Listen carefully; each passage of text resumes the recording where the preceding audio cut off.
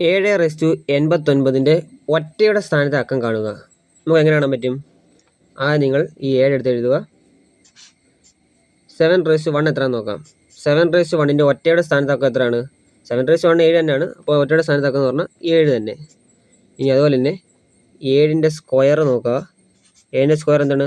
49 ആണ്. 49 ഒറ്റയുടെ സ്ഥാനത്ത് അക്കം 9. ഇനി അതുപോലെ തന്നെ 7ൻ്റെ ക്യൂബ് നോക്കുക.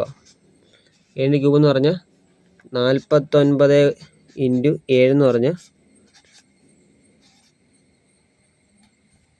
143. അപ്പോൾ ഒറ്റയുടെ സ്ഥാനത്താക്കം എന്ന് പറഞ്ഞാൽ എന്താ? 3 ആണ്. ഇനി അതുപോലെ തന്നെ 7ൻ്റെ 7/4 വരെ വരെ നോക്കുക. അതെത്രയാണ്? 1. അതിന് ഒറ്റയുടെ സ്ഥാനത്താക്കം എന്ന് പറഞ്ഞാൽ 1 ആണ്. ഇനി ചെയ്യേണ്ടതെന്ന് പറഞ്ഞാൽ ഈ 7/89 തന്നേക്കുന്നേ ഈ പവറിനെ 4 കൊണ്ട് ഡിവൈഡ് ചെയ്യുക. അതായത് 89/4 ചെയ്യുക. ഇപ്പോൾ എന്ത് കിട്ടി? 8 ശിഷ്ടം 1 കിട്ടി.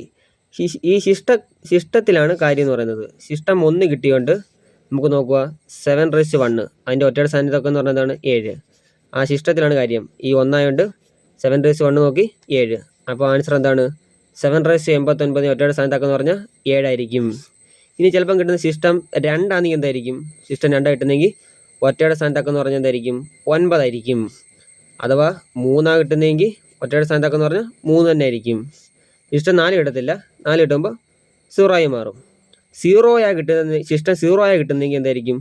അതിൻ്റെ ഒറ്റയുടെ സ്ഥാനത്താക്കം എന്ന് പറഞ്ഞാൽ 1 ആയിരിക്കും. അപ്പോൾ നിങ്ങൾക്ക് വീഡിയോ ഇഷ്ടപ്പെട്ടെങ്കിൽ ലൈക്ക് ചെയ്യാനും ഷെയർ ചെയ്യാനും സബ്സ്ക്രൈബ് ചെയ്യാനും മറക്കരുത്.